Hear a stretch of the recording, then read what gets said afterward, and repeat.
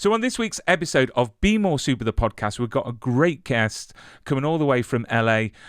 He's been in Prey, he's been in Single and Dating in Vancouver, Bucketheads, The Stand, DC Legends of Tomorrow. Literally, I could spend all day listing his credits. It's Troy Mundle. Troy, welcome to the show, sir.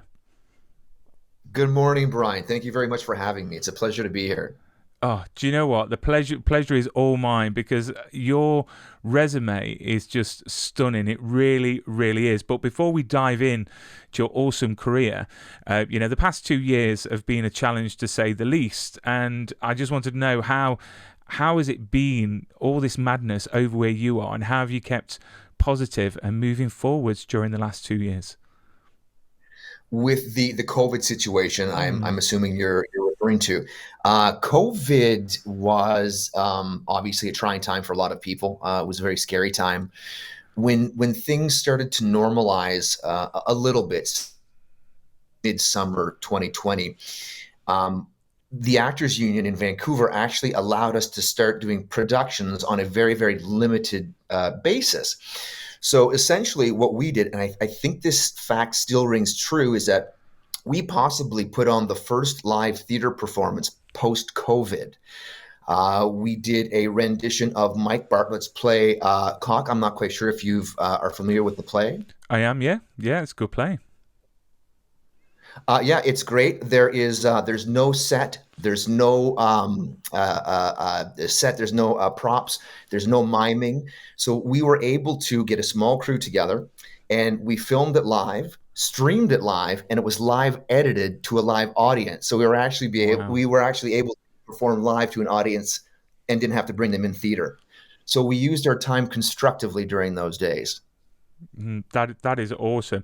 No, it's a great production, and when it came over to the UK, because it's come over here in a little while ago, and I can remember it caused a lot of controversy because of the name, and a lot of narrow-minded people need to go and see it because it's awesome. But what I wanted to know was, why acting?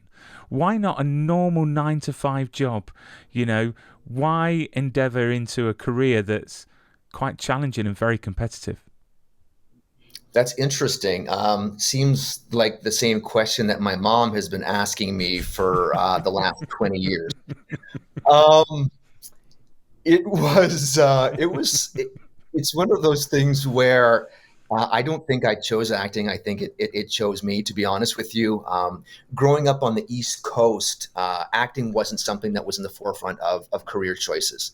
I did do some small plays from time to time, some community theater, but our focus in those days was competitive hockey. That's what we did growing up.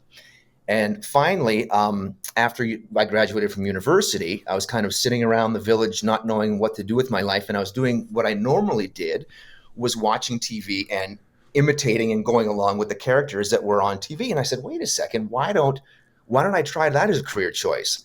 So I didn't tell anybody what I was doing. I packed a backpack, bought a train ticket to Toronto, and off I went to give it a whirl. And the first day that I was on set, I knew that I was hooked and that I'd made the right decision, and I've never looked back since. And I want to squash some myths to do with acting, Yeah. because we all think that acting is glamorous. We see you on red carpets, getting awards, your freebies, and doing these glamorous photo shoots. So, how glamorous is being a working actor in reality? Being a working actor takes a lot of behind-the-scenes work. There is a lot that goes into it. There's a lot of preparation. There's a lot of class time. And luckily, I love the entire process. So as long as I'm working towards something, it's like I'm not actually working. I am just enjoying myself and enjoying the craft as I go along. And what is the best thing about being an actor, and what is the more challenging thing about being an actor? I think the challenging thing is letting go. So you spend this time prepping for an audition, and you put the audition forward, and you have to just accept the fact that you've done the best that you can to try to be a cog in the storytelling machine, and to tell this little bit of information as the best you can to serve the story, and then walk away from it. and then be expecting that you will not get that audition, and then continually go back and do that same process over and over and over again. Some people get a little bit, little bit jilted about that. But again, like I said, I love the process. So for me, it's just a chance to practice and improve my storytelling. And it's a bit like, I like this segue because it's a bit like dating. Do you know what I mean? You go up, you do your chat up lines. If it doesn't work, you walk away. You forget it. You move on to the next one. So I want to talk briefly on a great series that's on YouTube, which is the series that you've written and directed, which is Single and Dating in Vancouver, which is hilarious. It really is. Is dating in Vancouver that bad? It was back in those days, that's for sure. Back in like 2013 to 2017 when we were shooting the series. And it rung true with so many people that there it is. There's the graphic right there. It rang true to so many people that we actually got a lot of press about it, because it was just a wide known fact in the city that dating was a pretty tough nut to crack. And it's very relatable as well. I mean, we've all been through it, like the dating apps. I mean, over in the UK, there's a big one called Plenty of Fish, which is a big one, which I think everyone's been on over in the UK. I don't know if it's available in Canada or the US, but I love the fact that literally the profile pictures never turned out to be who they look like in real life, which I think relates to now because of filters. I think we're going to get to a stage where we won't be able to recognize anyone from social media to real life, which is quite shocking. So is there any plans to revisit this in the future? Maybe, being older and maybe trying to date, You mean like redo some of the episodes in the series? Yeah, like, or revisit it, or do a continuation, maybe, an offset of this single and dating, maybe married in Vancouver or something like that. We did. I actually have another 6 episodes that are already written, and the episodes that you see for season 2 are a little bit short because we wanted to try something different with it. We wanted to have an episode that really focused on a particular character. So we had Troy's makeover episode. Then we had Chad with the real estate, schmozzle with the fairy princess. And we actually had another episode that focused on the 2 female leads, Yvonne Chapman and Sherry Rabel. And that one took place in a gym. And unfortunately, we had the gym locations pull out twice days before shooting. Oh. So by the time that had happened twice, because it was all self-funded and a little bit of Indiegogo and a little bit of exterior sources for income, we just had to pull the plug. And we ended up having to split one episode into 2 so we could make the film festival circuit, because it was a minimum episode number of 3. So that's why some of the episodes are 7 minutes, and then another one might be about 15. But yeah, no, I've got 6 more written. And if I ever get a large influx of cash, you can bet your bottom dollar there'll be some more episodes coming out. And the theme song for the show as well. I mean, who sung that? I mean, it's a great theme song. That's the for the first season, correct? Yeah. Oh, that is Jeff Goldstone. I'm sorry, Jeff. I'm messing up your last name here, buddy. But yeah, no, he wrote it. He is an actor, and he does theater improv in Vancouver. Goldstone. Awesome. There we go. Goldstone. Right. Excellent. We'll give him a shout out. So moving on to Bucketheads. Because you know what, I think if people are not sure what we're talking about, is go onto YouTube, because it's had 2.5 million views, the first one, which is just crazy. It really is, and it's a fan made short film, and now turned into a series. I've got to say, when people think fan made, they think it's a couple of guys in their back garden with a camcorder. But this is a full-blown, literally, it competes with studio quality. Well, it is studio quality. I mean, first of all, were you a Star Wars fan before joining the cast? And what was it like donning the suit? Because you play a stormtrooper. Yes, yes. I have been a stormtrooper. I've been a Star Wars fan since 1979 in the back of my parents' station wagon when we watched it at the drive-in. I've had the sheets, I had the covers, the window curtains, the whole nine yards. Still have my collection back home in safekeeping with all the original figures.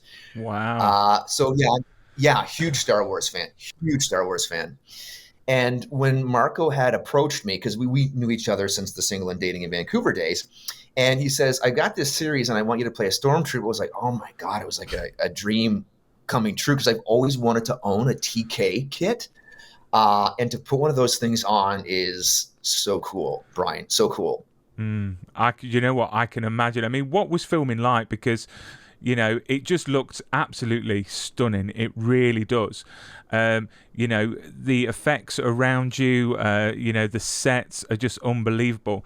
I mean, what was filming like? I mean, was it a long period of time or was it quite a fast shoot?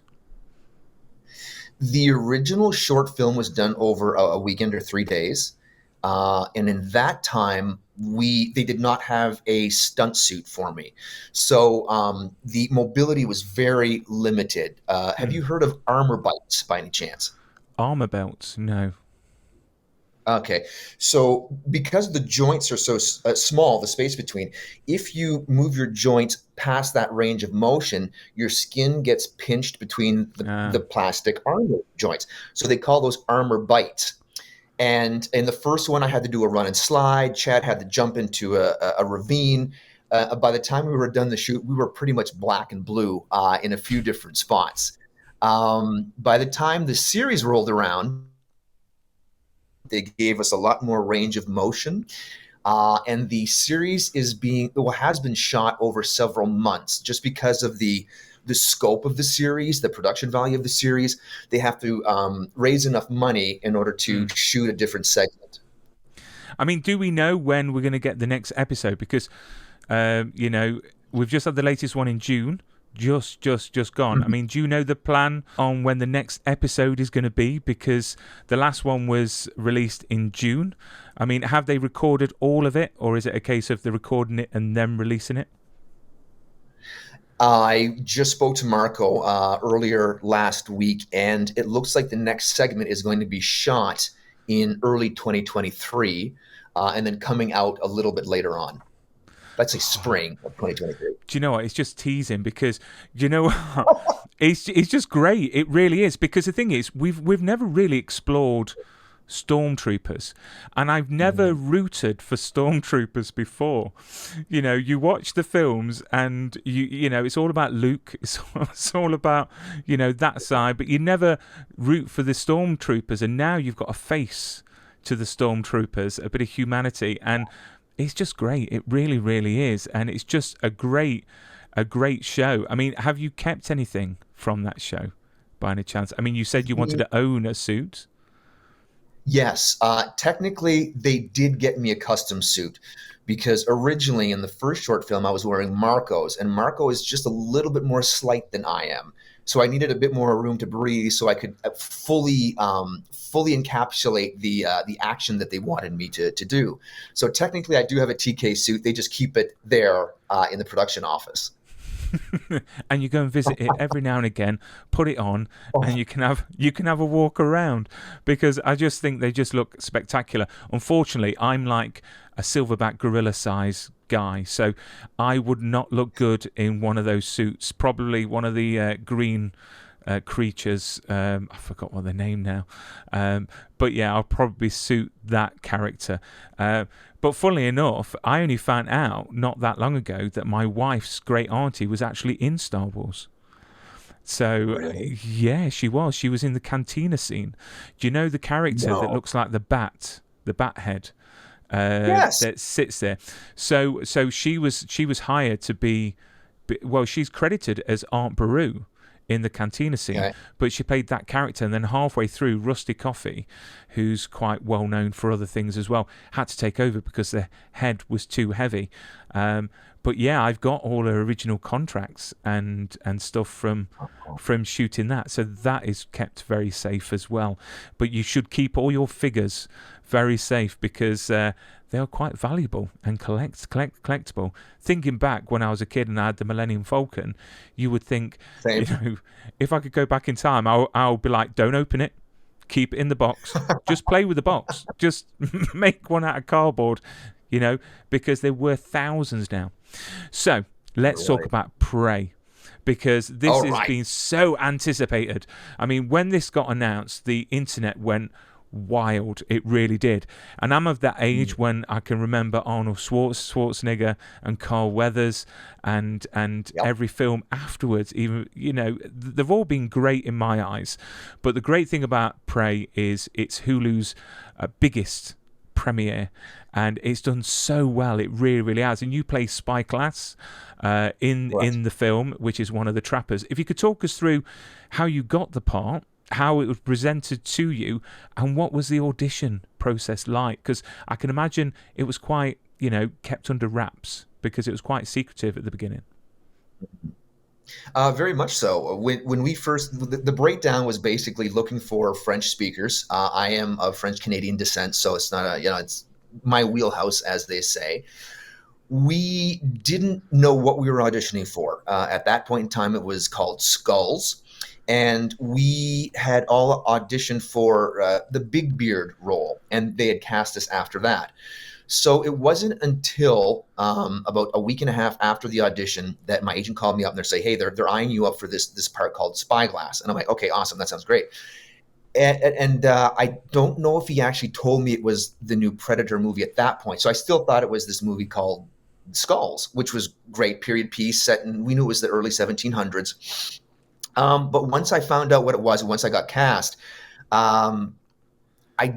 it was still one of those things where, like, is this happening? Because it was a little bit surreal. That it didn't really hit me until I landed, boots on the ground in Calgary, and you've got your little, welcome to Calgary, and you're part of this production with the welcome kit and the Bible and all that other stuff. That it kind of hits you that you're part of this huge storied franchise, which was amazing. It was such an amazing feeling.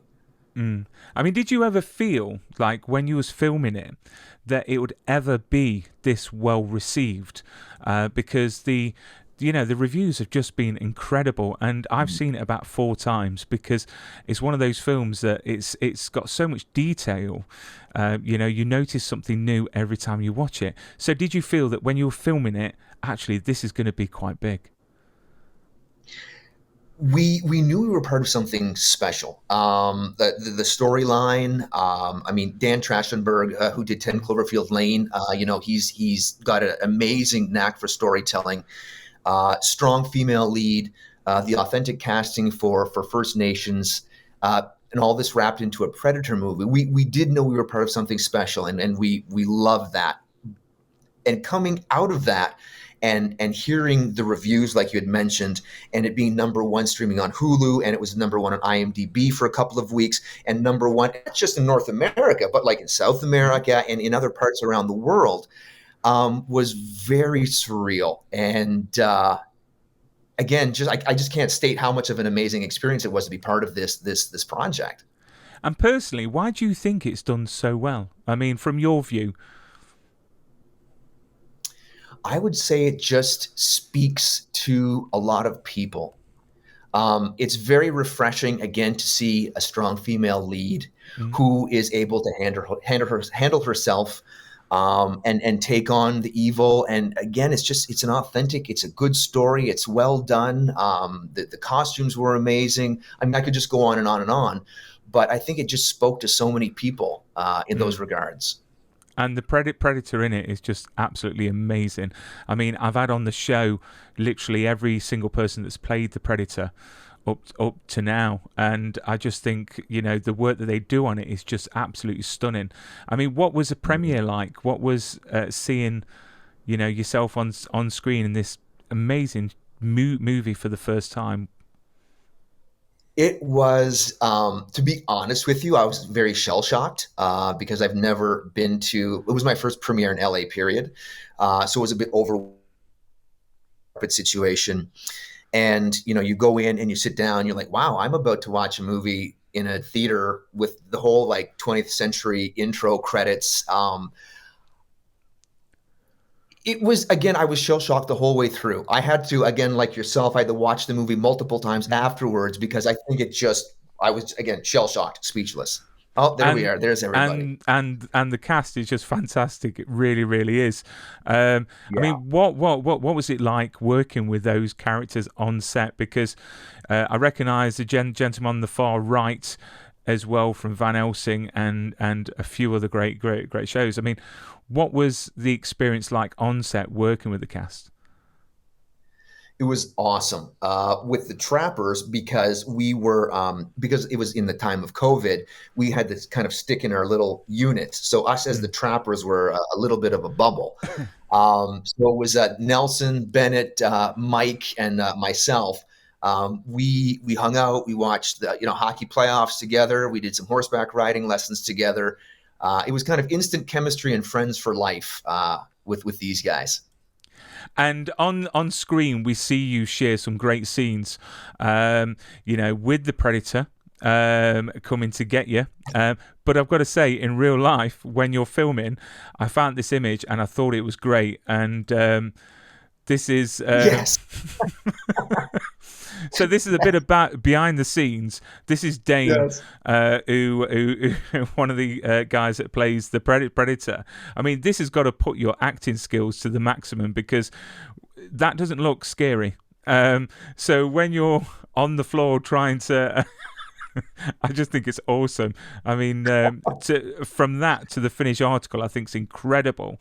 I mean, was it like that all the time, or did you actually get, one-on-one time with the actual Predator in the suit?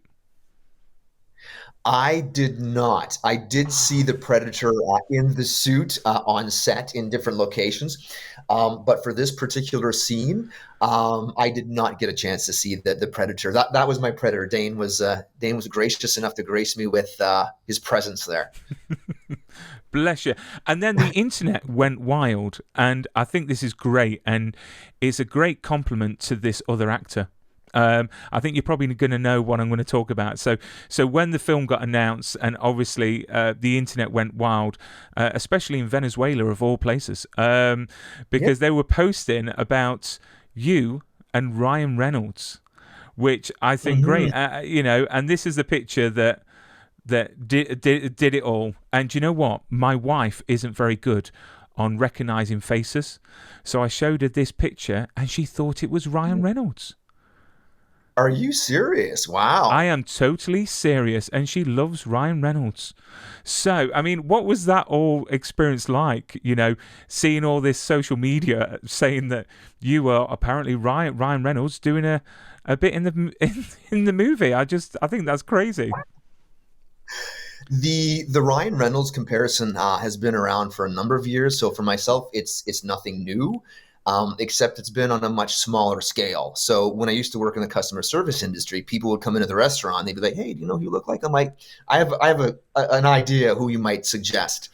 Um, I did not realize that all this was going on in the background because I usually don't go out and read reviews, or I kind of like stay a little bit back from that.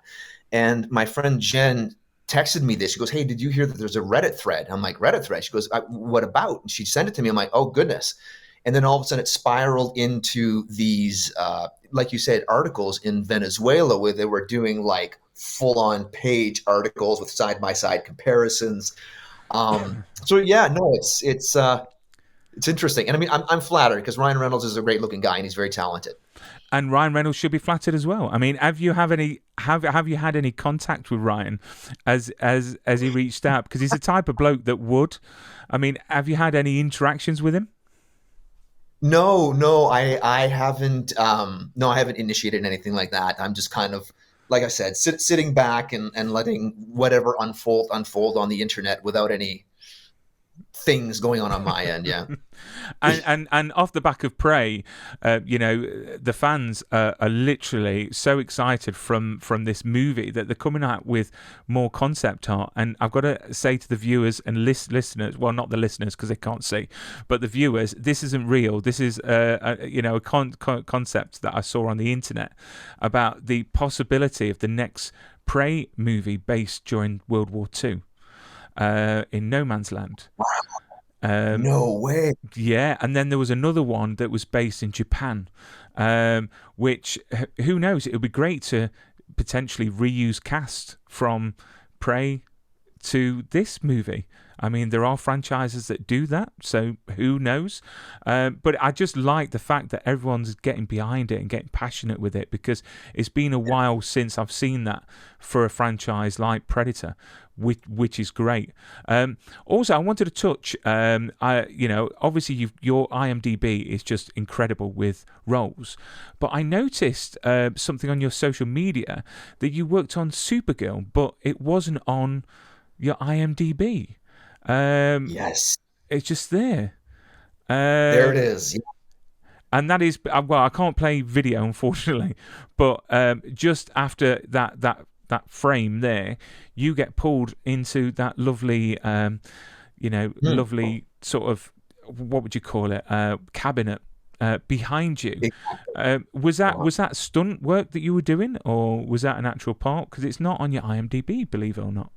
No, that I was hired as a stunt performer. So far, I have done all my own stunts.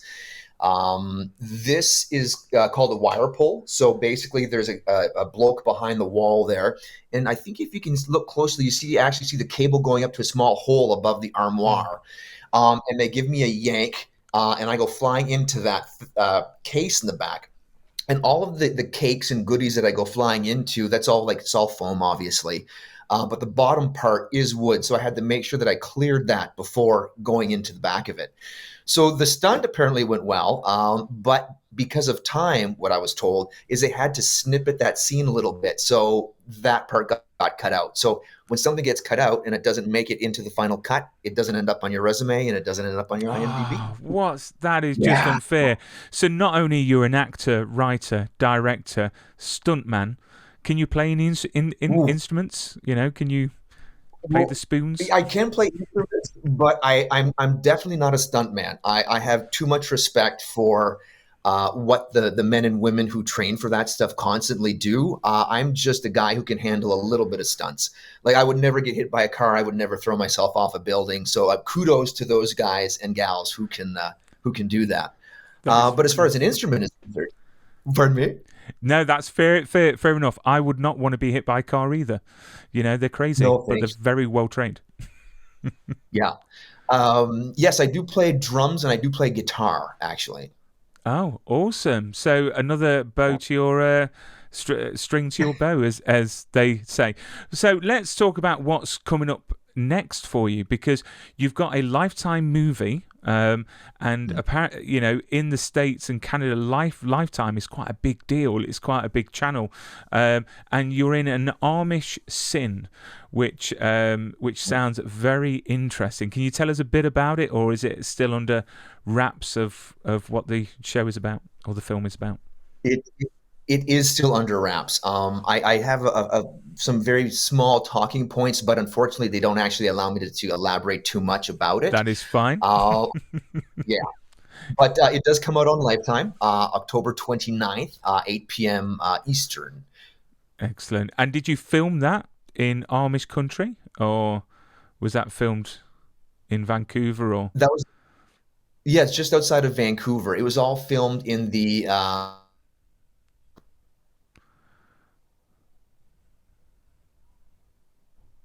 Oh, you're cutting out. It was filmed in the Langley. Okay, okay. It's only because I've been to Amish country.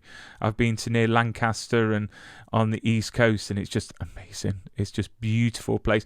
And then on CBC, which I think is great because you know the old thing about Canadians not being able to get many roles in the States because of the thing with the visa, and I think it's an ongoing thing within the Canadian community in the way of actors.